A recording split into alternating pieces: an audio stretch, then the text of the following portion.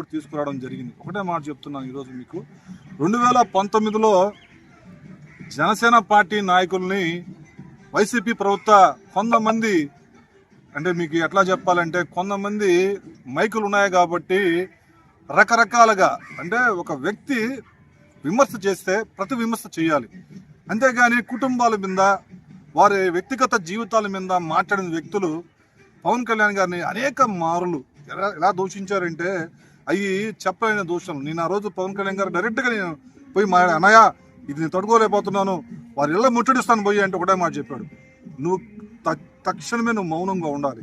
నువ్వు ఎంత మౌనంగా ఉంటావో రాష్ట్రంలో మన అభిమానులంతా మౌనంగా ఉంటారు. నువ్వు మౌనంగా, ఈరోజు నేను వాస్తవం చెప్తున్నాను, నేను ఈరోజు ఇలా ఉండడం కారణం ఫస్ట్ నా కుటుంబం అయితే పవన్ కళ్యాణ్ గారు. నన్ను చాలా మౌనంగా ఆపడానికి కారణం పవన్ కళ్యాణ్ గారే.